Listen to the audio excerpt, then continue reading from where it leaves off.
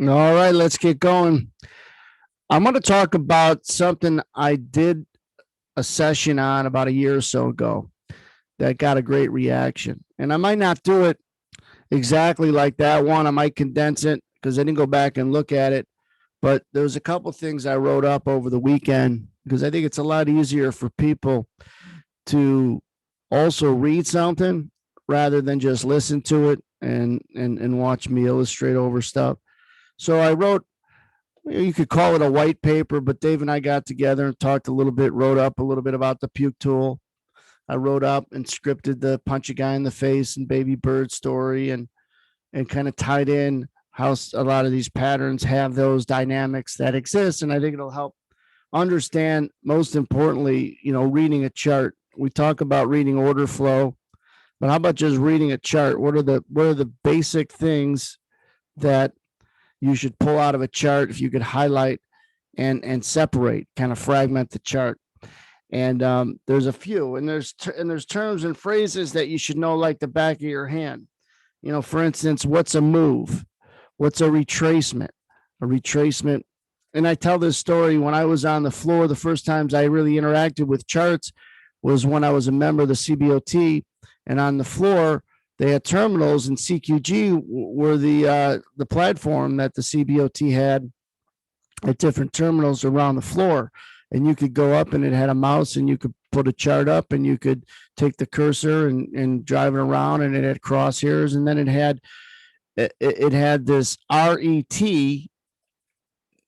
that would abbreviate retracement, but I didn't know that. I didn't know what RET was. And I think it was even RRET, but I didn't understand what retracement or what that was short for. And when I found out it was short for retracement, I kind of used a little bit of context and thought retracement means retracing something, right? Retracing your steps. And in this case, if the move is up, you retrace that move. And that didn't come completely full circle with that, but that was the beginning of my interaction with charts. And nobody taught me, well, here's what you're looking for in a chart. It's not just, okay, time is down in here and price is over here. I mean, we could go over that in 2 seconds, and we did. But the PNF and rotations, which I'm not going to get into today because there's so many videos on it, but just, hey, what are you interested in? You're interested in trying to predict a move before it happens, but you also want to be able to identify the move after it happens. Where did it start? Where did it end? And what does it mean to help predict what's going to happen in a subsequent retracement? Does a move always have a retracement? And the answer is no. It sometimes looks like it does, but what happens is the retracement to a move turns into a move. And we had that happen this morning.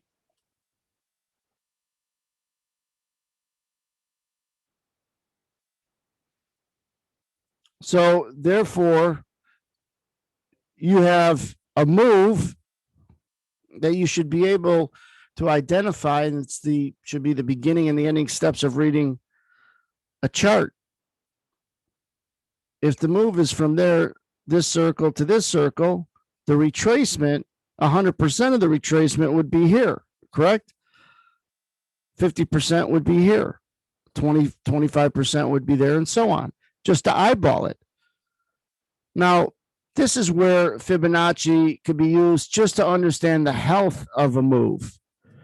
Because if the move is up, which this one is, that means it's bullish. That means the market is showing strength.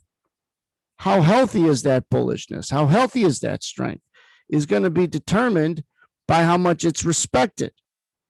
If this move is only retraced 50% and it starts to rally, well, okay, it could still be a healthy move to the upside. It could still be holding on to the strength that this move gave it.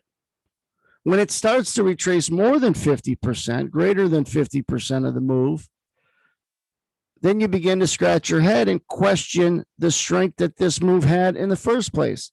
And I've said this so many times, the owner of my prop firm would tell me, or I remember him telling me, just rolling my chair over to his desk, saying just that. If this move was strong, when it got into here, how strong could it be if it retraces almost 80% of it? If it was strong, it would have stopped here.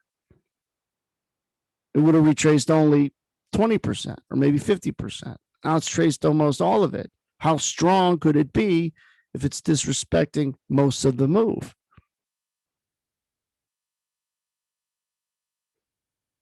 So that's the difference between a move and a retracement. It starts off as a retracement and then at some point turns into a move in and of itself. And then that move gets retraced. And then you start all over. How much of this move from here to here gets retraced? You don't know if it's going to stop there, but you do know it's only about 20% of the new move.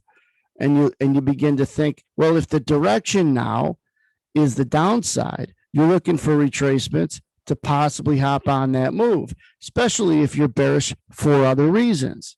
You've got the move, you got the pullback, and you got 80% of the pullback. So what we had said at this time this morning in the room was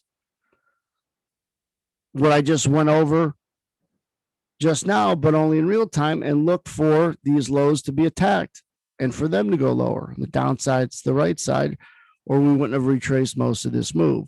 So the first thing when reading a chart is separate and understand what a move is and what a retracement. And by the way, retracement also could be, the word pullback could be used.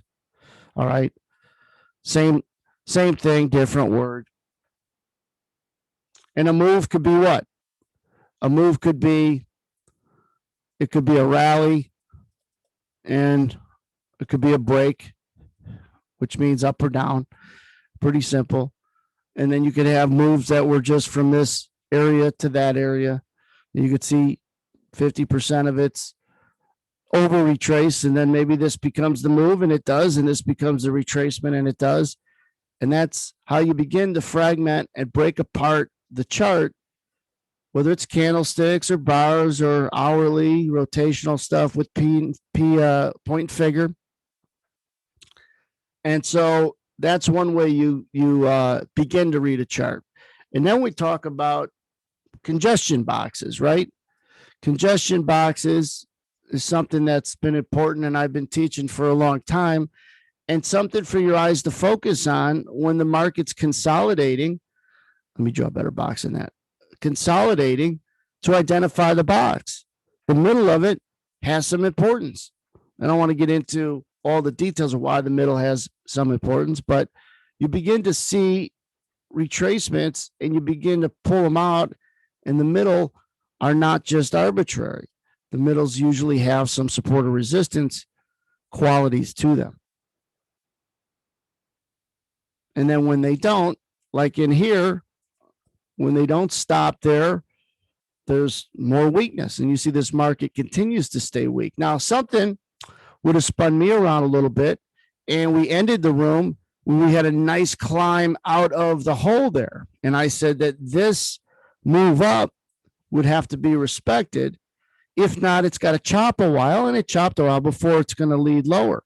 I was a little bit surprised when it took out kind of where the stop started in here, but I don't let my surprise become stubbornness. And a lot of people, when you're surprised, it's another way of becoming stubborn. You stay with that opinion. Instead, allow being surprised to give you a clue. If you're reading the market well and you have good levels, then the level is important and offers a clue even when it doesn't work.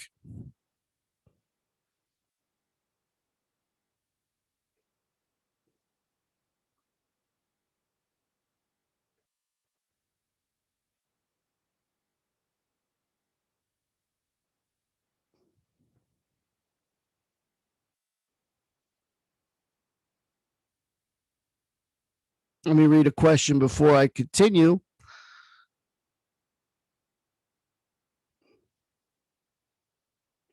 The thing I'm calling a move, I don't start off calling a move, Ron. The thing I'm calling a move originally, this is the move. After it's in, this becomes a retracement. When it gets to be about 75 or 80%, and I'm not being scientific about it, you begin to scratch your head as to, well, what kind of strength is in this market, because it's disrespecting this move. So this isn't no longer a move, or I'm sorry, this is no longer a retracement of this move. It's a move in and of itself, which should have retracements attached to it if there's going to be any downside. And then you could have taken it a step back and said, yes, this was started off as a retracement and showed there was some strength in the market. And where does that strength begin to shift and change and have what I was going to get to later was B to B moments, bullish to bearish. Going back to not allowing your surprises to force you to be stubborn. Allow them to create some objective transitions in what you're trying to do. Now, when you get, where was it? The congestion boxes, right? So what stands out to me when I first look at a chart, breaking apart moves to retracement, congestion boxes. And then patterns, but not patterns that, best way to explain it is patterns that would surprise me or anyone when they happen. Like this one, because it jumps and it seems like it jumps quick, to me would create potential stuck shorts. And when it comes down in here and doesn't hold as support somewhat quick, I'm not going to be so surprised and be stubborn and bullish trying to buy this thing looking for a move up when it's down here. You could take a loser if you're trying to play this on the, if you're trying to play this as support.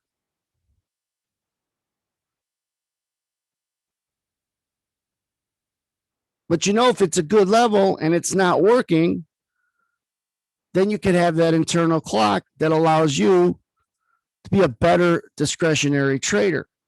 Something that, when you have the right experience, begins to create that intuition, which is the diligent reaction of the proper training that you have. Things that are hard to teach, but here's the ball, here's the right form, shoot a bunch of free throws in the gym, and all of a sudden you start to click and you start to do things without consciously being aware of them. You have a better internal clock without having to rely on some sort of scientific indicator that says, well, how many minutes are too many? That's the wrong question. Some days it's 20 minutes, some days it's 2 seconds.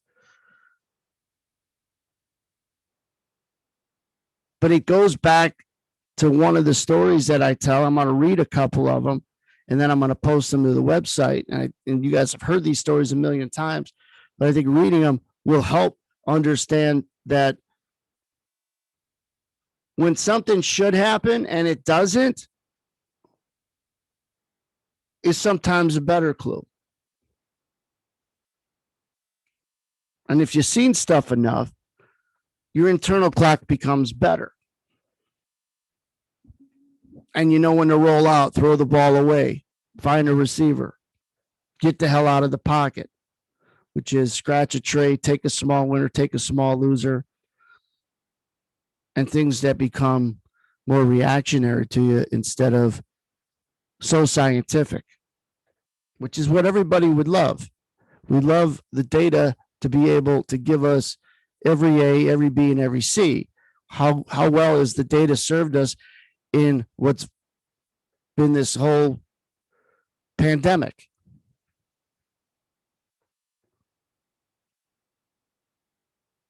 I've just spoke to someone who uses the science when it was supporting their narrative, and then when there was science that didn't support it, saying, well, we're not really sure about that science being correct and whatever else. So using convenient science. The point is that a lot of experts have been humbled. They might not admit that they've been humbled during this pandemic because they're proud individuals. But as traders, you can't be too proud. You have to be always in a position to be humbled about being wrong, or you will hold on to that one trade, takes away several great trades. You will be susceptible to adding to losers if you've had a problem with it in the past. It all starts out with one stupid little mistake.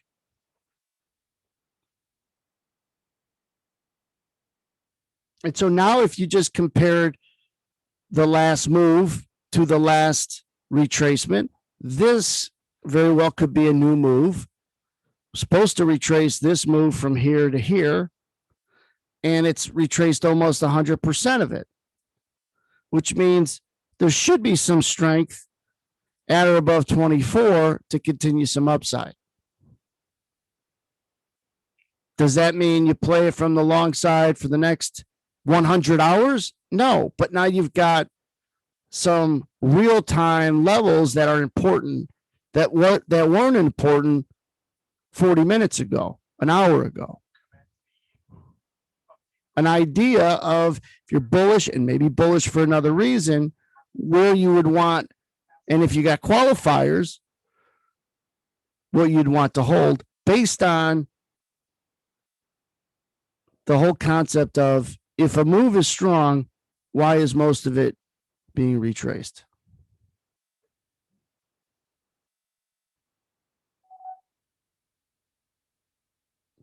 And on days where it's really weak or really strong, it doesn't mean you always get a big move down on a very weak day and then just shallow retracements, and then it goes down and shallow retracements. No, you'll get sometimes retracements taking away an entire move lower, and it still sells off because there's just so much more selling coming to the market that continues to trap the longs, and it becomes a self-fulfilling prophecy. Don't kill yourself and go back and back and back. This was a move of that retracement. That retracement was a move of this move and that move and everything else. Just break apart what's the last move and what have we done to retrace it. I'm not trying to give you a trading strategy out of this. All I'm saying is, when I touched on this, and I think I went in even more detail the last time in the title, if you search on the website move versus retracement, I think a couple sessions I did would fall under that. In fact, let me go to the website, go into the search, and go to just type in move and see what pops up. Yeah. So there's Edge Foundation number 20, the move versus the retracement. I did November. I actually seemed like I did it a lot longer than that. But there's a move versus retracement part 1, part 2.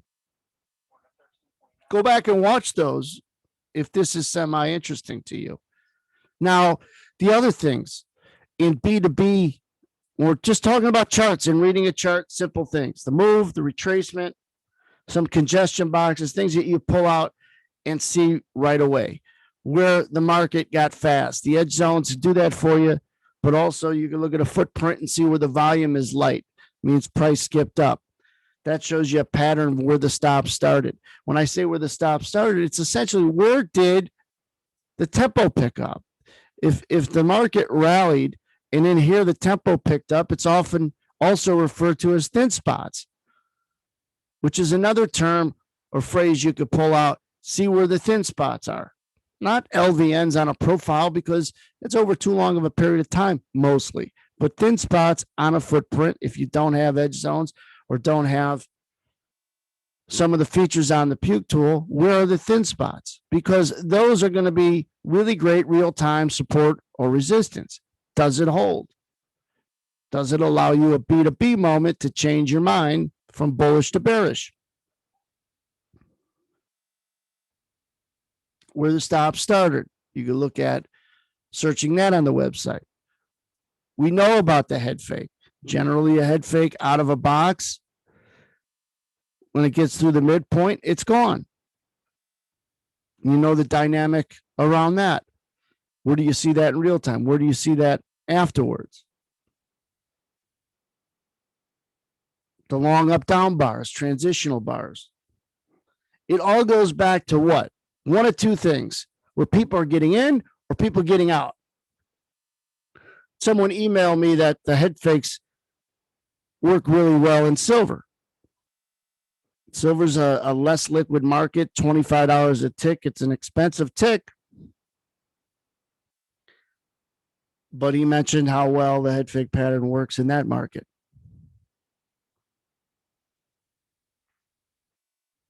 But going back to any important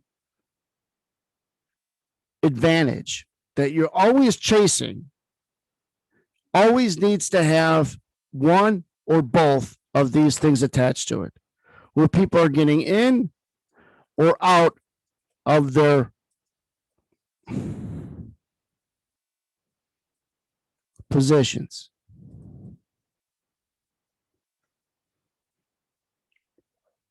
Where they're getting in to see if they're stuck, how the market reacted once they got in, where they're getting out to see them shook out, or same word, different word, same meaning, puke.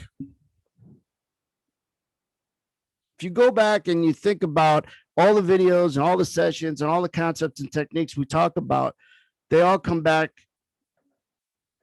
to where people are getting in or out. That's where transitions happen. That's why head fakes are head fakes. Long up, down bar, where the stop started, where people are getting in, where they're trying to get out, where they got stuck, where they did get out, the puke tool, big orders, sell it, market doesn't go down.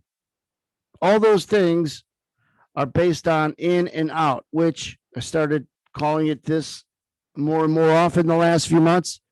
OPP, other people's positions. So everything that you work on has to default back to that. It has to have a direct tie-in to other people's positions, because that's the governing principle of what moves price, and that's what you're predicting, price. You normally get a lot of people chasing a move. That's what stops a move. It has a retracement that's healthy. And if it's going to have a subsequent return back to the highs of that move, right? What did it do? It shook out the people that were late, that were chasing in a retracement, but it was still strong enough to go up. And it probably trapped some shorts that were chasing the retracement back down. That would be why a pattern would look like that and stay strong. You had people finally chasing, got long, said, oh, got stopped out, and then it goes.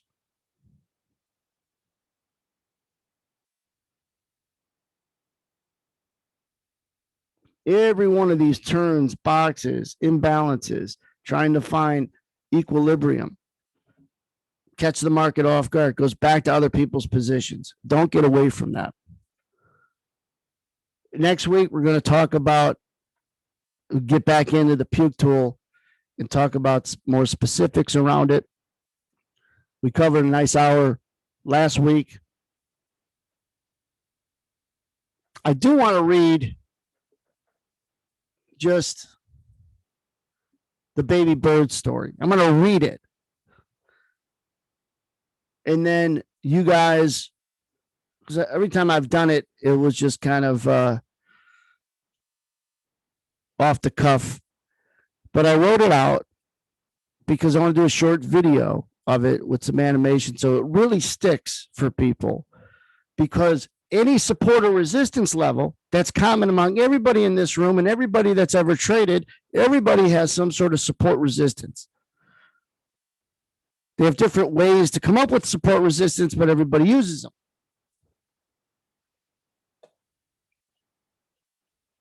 So, baby bird story, just listen for a second. Have you ever wondered why support resistance levels work sometimes and other times they don't? What's the dynamic that makes the difference? How about helplessness? How about, for example, when traders are trapped in a losing short position? As you know, when a trader is short, they are now buyers. They have to buy it at some point to cover or close that position. If it's a losing position, there's even more emotional and anxiety present. So let's say there's an area or level that you would like to see hold as support. What would you need, in caps, to exist so that it gave that support area the best chance to hold? Well, how about stuck shorts? Remember, shorts equals buyers. And if they're stuck shorts, they equal emotional buyers. If there are enough stuck shorts in a certain area, then what we have are buyers and the emotional buyers, which is the reason support works when it works. Stuck shorts equal buyers, right? I go on to say, here's a story that could clarify it. The infamous baby bird story. What are baby birds? Well, they are helpless and dependent on mommy bird to survive. The baby birds in the nest are like the stuck shorts, begging for price to come down and feed or fill their order so they can get out of that losing short position. Mommy bird represents price in this metaphor. She comes close to reaching the baby birds, and wham, at the last moment, a hawk swoops in and rips mommy bird's head off, taking her and the worm away, leaving the baby birds unfilled and still trapped. The hawk represents the professional day trader, swarming around prices where we see vulnerabilities. When the hawk swooped in and grabbed price, the helpless shorts still needing to buy are left chasing the price to the upside, therefore creating the necessary dynamic that makes price rally, more buyers. And then I went on to write, I've been asked, whatever happens to the baby birds in the story? Well, the nest falls out of the tree into the street where they get run over by a car. So if you are the baby birds a lot, falling into the street is like blowing your account out. So when support works, it's not because there were a lot of people trying to get long there. There were a lot of people trying to buy it there, but to cover a short because many were stuck. It wasn't because it was a 50% Fibonacci alongside a moving average and a pivot. It's because maybe those things happened to be there, but the dynamic of what I just walked you through existed. And the more stuck shorts there is in that area, the quicker it'll bounce and rally away from it. It's the governing principle of what moves price. And if you debate that, then get into plumbing, because it's what, water goes down. If you're a plumber, right, you angle a pipe down because gravity, what flows downhill. That's the governing principle of that. The governing principle of what makes price move are buyers and sellers. Remember the housing story. That is, 3 people are bidding on a house. Only one person gets filled, but the other 2 are instrumental in the price going up, right? They were chasing it. All 3 created the dynamic of the chase. So don't get away from supply demand and the governing principle of price. And so many people get distracted when they trade. They get distracted away from that. Let me tell you the other story. You guys have heard it, but I want to read it because I've tied in what it actually stands for. Punch a guy in the face. What makes the price of anything go up? More buyers. What makes the price of anything go down? More sellers. But what if you get more buying or selling and the price doesn't do what it's supposed to? These moments should get you to scratch your head. These are the clues that should get you to identify something is wrong or something is off. For example, when a big sell order hits the market, the price of that market should go down. The bigger the sell order, the more the price should fall, right? But what if it doesn't? What if the aggressive sell order gets absorbed and the price doesn't go lower? Let's try to understand this further with what I call punch a guy in the face. I should actually be more gender sensitive and say punch a girl in the face. No, we don't want to say that. Let's say you go up to someone with everything you have, haul off and punch him in the face, but he doesn't even flinch, let alone fall.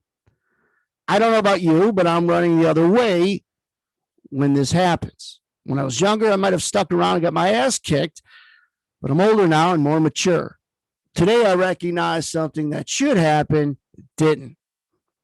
When you see this on a chart, when you see this on a dome, when you see this when reading order flow, large buy and sell orders punching the market in the face and it doesn't flinch like it should.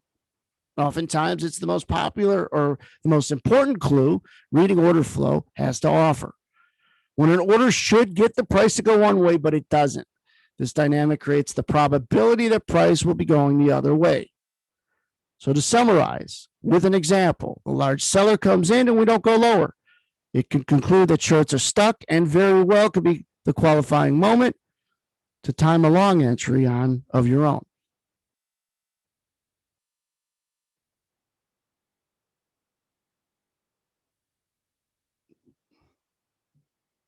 If you just trade it, big seller goes in or comes in, it doesn't go down, you buy it, you're not going to be successful. You got to have other things certainly line up. But I bet you that if you just traded that and they were real buy and sell orders and they were big and you were good at just getting out, I bet you would do better. And I have no basis to bet anyone this, but I would just think that the probability of you doing better just based on that, better than most people do when they get into trading, never understanding these principles. They have no chance. Let me go over the last story. We did the baby bird story. I'm not going to do it again. The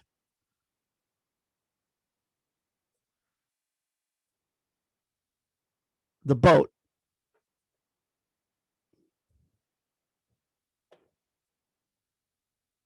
I think when you guys are able to read this,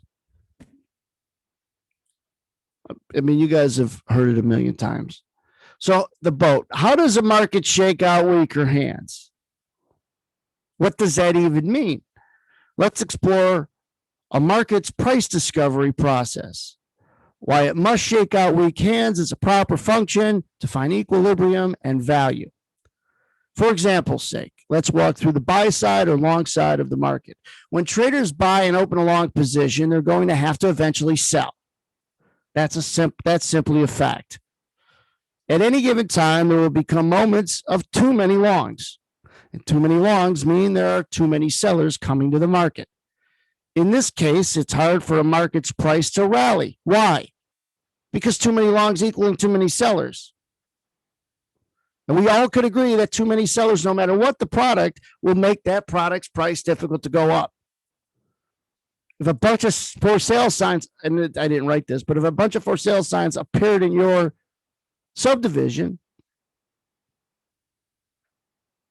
all of a sudden you got a lot of selling competition. It's be hard for the prices of those homes to go up.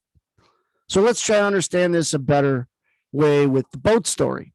If a boat was sinking and 100 people were on it, what would happen if someone yelled, "We have to throw 20 people off the boat and the rest of us will survive"?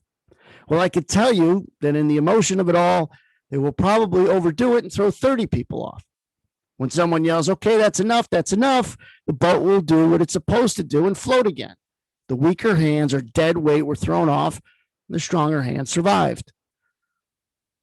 So how can we create an edge or advantage through specific order flow data in a real trading example?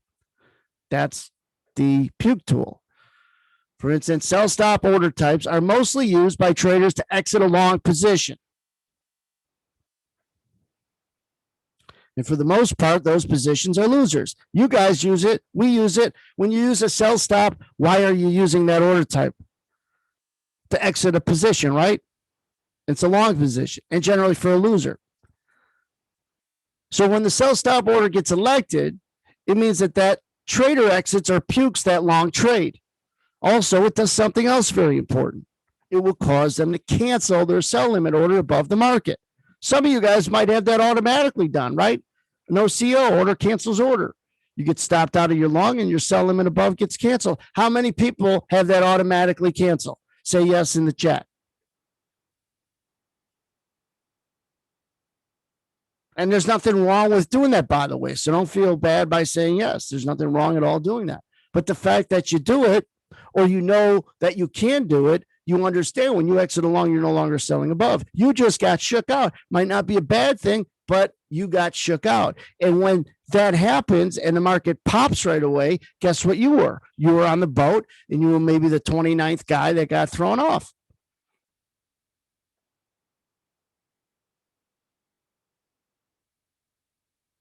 So this creates, go back to the document, this creates the dynamic of less sellers above, and all of a sudden the market's price has a better chance to go up.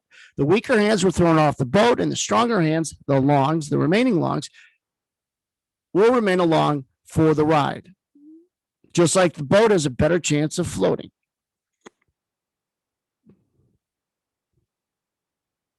So the market is shaking out weaker hands or weaker positions as a function of the market doing what it has to do in order to accurately discover value.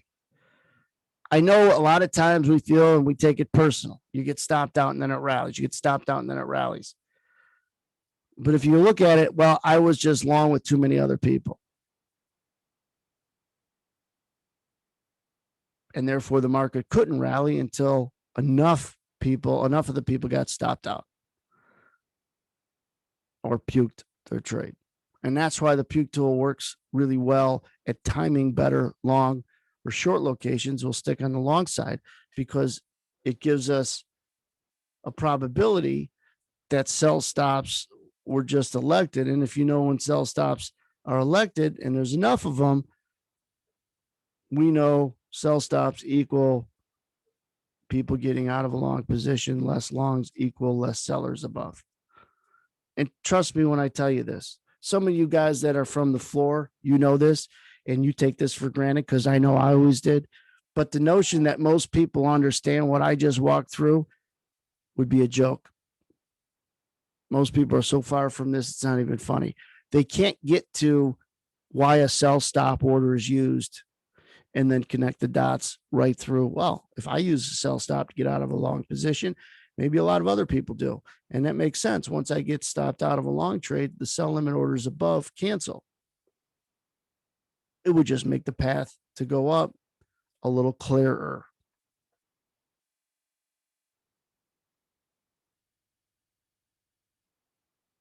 Less stops. I mean, more sell stops.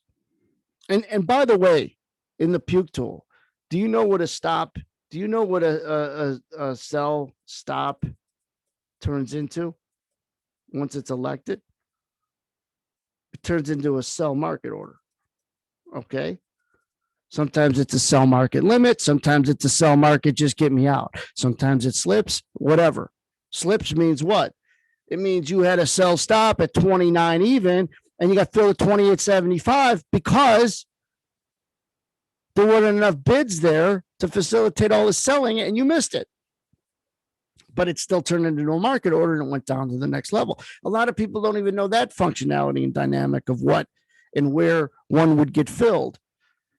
And they're trying to read order flow and they don't understand order types. So anyways, sell stops turn into sell market orders. We're all good with that, right? We all understand that. It could turn into a sell limit afterwards, but initially it's a sell market. And you have to set that up to turn into a sell stop limit. So it's a sell market order that turns her into a limit order right away. If it doesn't get filled, it'll keep working it as a resting sell order. However, most sell stops are not sell limits, sell stop limits. They'll just slip and they'll be willing to fill maybe 2 or 3 price lower, sometimes indefinitely. I think there's an ultimate stop on how many ticks below it could fill you, but most people don't put a limit. They're willing to slip whatever they're willing to slip. So a sell stop turns into a sell market order. What Dave and I have been able to do with the puke tool and taking the MBO data is delineate between sell stops, okay, or let me say this again, sell market orders, which are not hard to find with the MBO, but we're able to delineate when that sell market order originated as a sell stop. Let me say that again. Sell stops turn into sell market orders. With the puke tool and using the MBO data, we're able to delineate when those sell market orders originated from a sell stop. And because it's accurate, and then we know the process and progression of a sell stop equals longs puking, and we know longs puking equal less sellers above, and we know less sellers above always is not just helpful, but necessary to get price to go up. Might not be enough less sellers above, but boy, that's part of the dynamic in one side of the damn equation we need, right? Less sellers. If you're trying to sell your house for the highest price, do you want to be the only house in the neighborhood for sale? Of course. You want less sellers.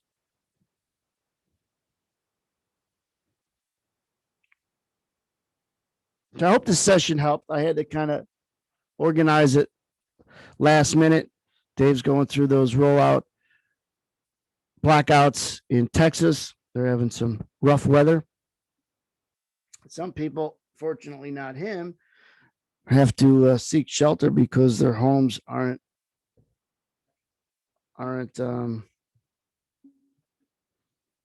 power isn't kept on long enough to warm up the houses because they're having pretty cold temperatures.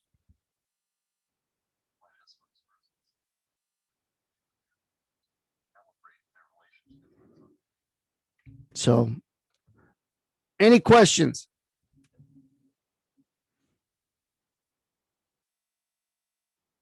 Do short 1-2 minute videos, animated videos on these stories that'll help reset and understand this so it becomes more and more second nature. Because nothing clicks and you don't have those epiphanies unless you're onto the right governing principle. I had the epiphany of what makes me so special that I could sell it here, and I was actually buying it there. It's funny that I go to that point. I thought 45s, they were going to take it out. But guess what? I wasn't long here and here and here and here and here and here and here and here and turn it into every trade I take is stupid, and that's the way I look at it. Throw it away. Who gives a crap?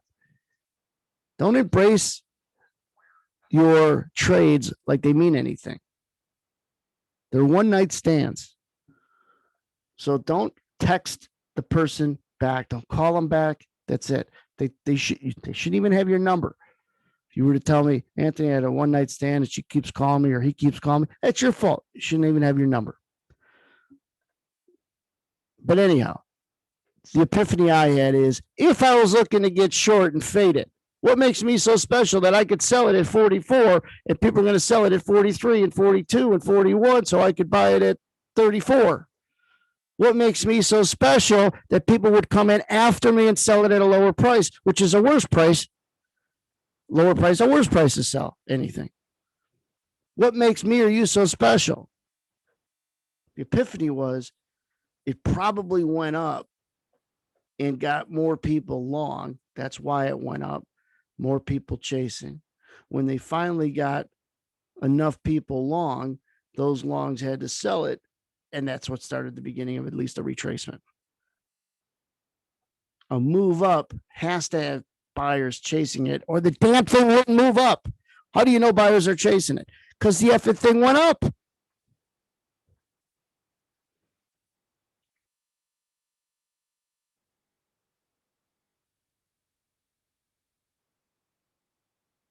So at some point, when the buyers are done chasing, and those who bought it to get long are now the sellers that could make you so special to sell it at 44, and they would come in and sell it after you at a lower price. Oh, and by the way, there could be a dynamic of other stuck longs up there dying to get out from before. When it comes back up, get me out, get me out, get me out, creating great resistance.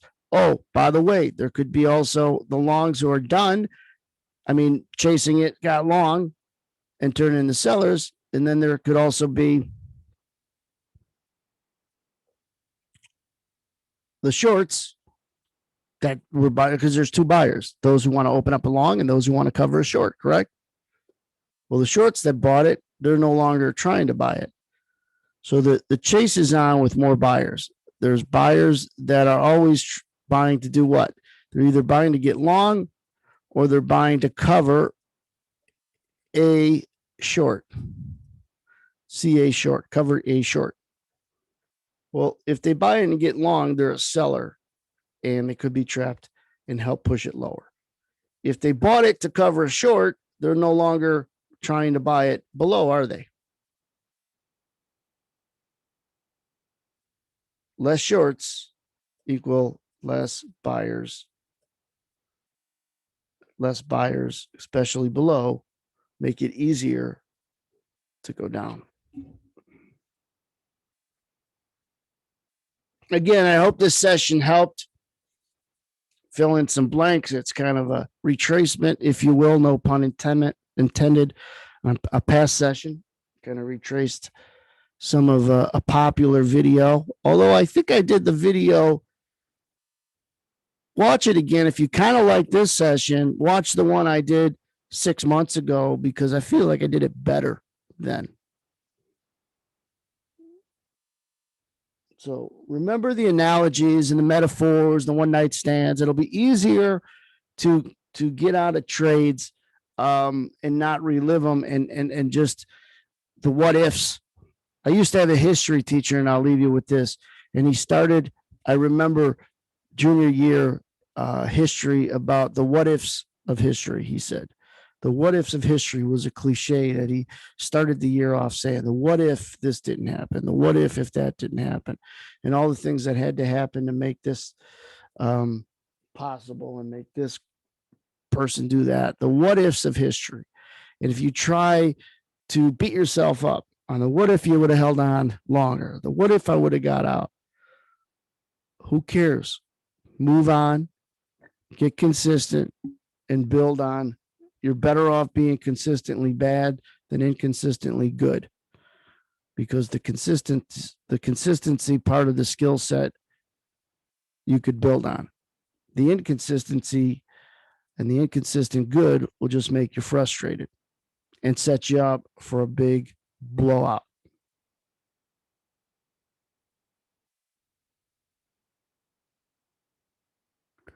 We'll see you guys on Discord. If you're an ongoing member, you guys have access to Discord.